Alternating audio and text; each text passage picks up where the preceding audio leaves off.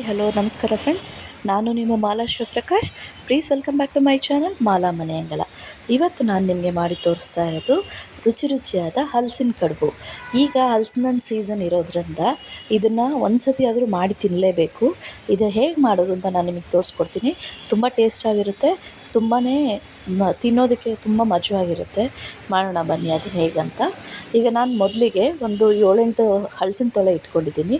ಅದರಲ್ಲಿ ಒಂದು 5ರಿಂದ 6 ತೊಳೆನ ನಾನು ಮಿಕ್ಸಿ ಜಾರಿಗೆ, ಅದು ಬೀಜ ಮತ್ತು ಒಳಗಡೆ ಇದನ್ನು ತಿರುಳೆಲ್ಲ ತೆಗೆದುಬಿಟ್ಟು ಮಿಕ್ಸಿ ಜಾರಿಗೆ ಹಾಕ್ಕೊಂಡಿದ್ದೀನಿ. ಹಾಕ್ಕೊಂಡು ಅದ್ರ ಜೊತೆಗೆ 1-2 ಸ್ಪೂನಷ್ಟು ಕಾಯಿ ತುರಿ ಹಾಕ್ಕೊಂಡಿದ್ದೀನಿ. ಹಾಕ್ಕೊಂಡು ಅದಕ್ಕೆ ಏಲಕ್ಕಿ ಪುಡಿ ಮತ್ತು ಬೆಲ್ಲದ ಪೌಡರ್ 1-2ರಿಂದ 3 ಸ್ಪೂನ್ ಬೆಲ್ಲದ ಪೌಡರ್ ಹಾಕಿ ಅದನ್ನು ನಾವು ಮಿಕ್ಸಿ ಮಾಡ್ಕೋಬೇಕಾಗತ್ತೆ. ಅಷ್ಟರ ಜೊತೆಗೆ ನಾನೇನು ಮಾಡ್ತಾಯಿದ್ದೀನಿ, ಇದಕ್ಕೆ ಏನಂದರೆ ನಾವು ಅಕ್ಕಿ ಹಿಟ್ಟು ಯೂಸ್ ಮಾಡ್ಕೋಬೋದು, ಚಿರೋಟಿ ರವೆ ಕೂಡ ಯೂಸ್ ಮಾಡ್ಕೋಬೋದು.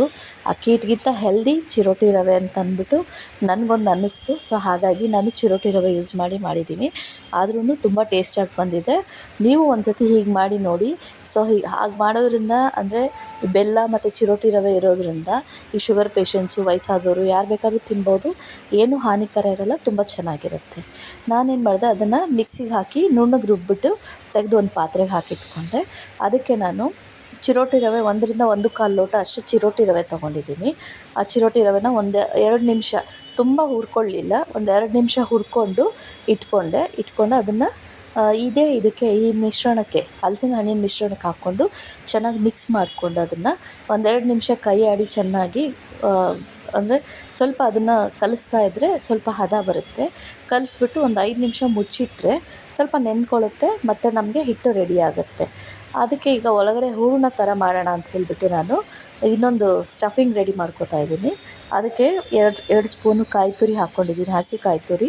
1-1.5 ಚಮಚ ಅಷ್ಟು ಚಿಕ್ಕ ಚಮಚದಲ್ಲಿ ಏಲಕ್ಕಿ ಪುಡಿ ಹಾಕ್ಕೊಂಡಿದ್ದೀನಿ. 1-1.5 ಚಮಚ ಅಷ್ಟು ಬೆಲ್ಲದ ಪೌಡರ್ ಹಾಕ್ಕೋತಾ ಇದ್ದೀನಿ. ಅದ್ರ ಜೊತೆಗೆ ಹಲಸಿನ ಹಣ್ಣನ್ನು ಸಣ್ಣದಾಗಿ ಬೀಜ ಎಲ್ಲ ತೆಗೆದು ಸಣ್ಣದಾಗಿ ಹೆಚ್ಚಿ ಅದಕ್ಕೆ ಹಾಕಿ ಅದನ್ನು ಮಿಕ್ಸ್ ಮಾಡಿ ಇಟ್ಕೊಂಡಿದ್ದೀನಿ. ಇದು ನಮಗೆ ಹೂರಣದ ಕಡುಬಿನ ಹೂರಣ ಇದು, ಆಯಿತಾ.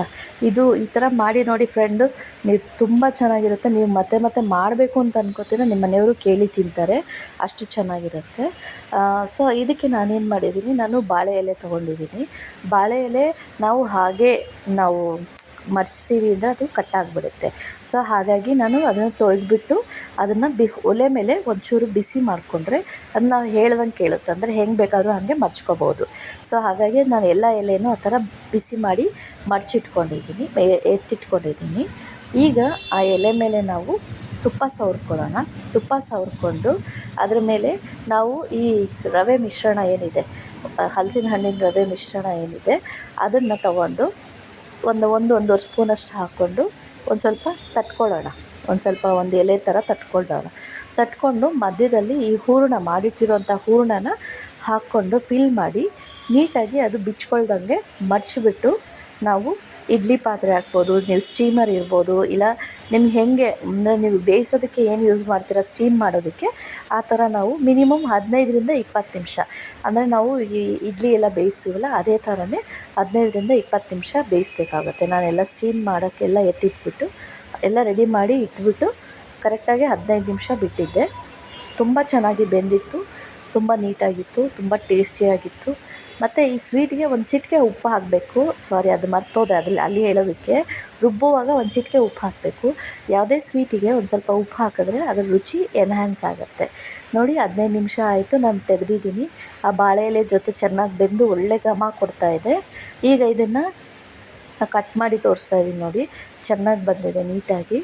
ಹಾಗೆ ಅದಕ್ಕೆ ನಾವು ಏನಂದರೆ ಬಿಸಿ ಇದಕ್ಕೆ ತುಪ್ಪ ಹಾಕ್ಕೊಂಡು ತಿಂದರೆ ಅಲ್ಟಿಮೇಟ್ ಆಗಿರುತ್ತೆ, ತುಂಬ ಚೆನ್ನಾಗಿರುತ್ತೆ. ನೀವು ಟ್ರೈ ಮಾಡಿ ಫ್ರೆಂಡ್ಸ್, ನಿಮ್ಮ ಮನೇಲೂ ಮಾಡಿ ಹೇಗಿದೆ ಅಂತ ಕಮೆಂಟ್ ಮಾಡಿ. ನನ್ನ ಚಾನಲ್ನ ಇನ್ನೂ ಯಾರು ಸಬ್ಸ್ಕ್ರೈಬ್ ಮಾಡಿಲ್ಲ, ಪ್ಲೀಸ್ ಸಬ್ಸ್ಕ್ರೈಬ್ ಮಾಡಿ, ಲೈಕ್ ಮಾಡಿ ಮತ್ತು ಶೇರ್ ಮಾಡಿ. ನಿಮ್ಮೆಲ್ಲ ಸಪೋರ್ಟ್ ನಂಗೆ ತುಂಬ ಮುಖ್ಯ. Thanks for watching my videos. ನಿಮ್ಮೆಲ್ಲರ ಸಪೋರ್ಟ್ ಹೀಗೇ ಇರಲಿ ನನ್ನ ಜೊತೆಗೆ. ನೀವು ಒಂದು ಸತಿ ಟ್ರೈ ಮಾಡಿ, ಆಯಿತಾ. ಎಲ್ಲರೂ ಟ್ರೈ ಮಾಡಿ, ಇದು ಭಾಳ ಚೆನ್ನಾಗಿರುತ್ತೆ. ಇದು ಸೀಸನ್ ಇರೋವಾಗಲೇ ಮಾಡ್ಕೋಬೇಕು, ತುಂಬ ಚೆನ್ನಾಗಿರುತ್ತೆ. Thanks for watching.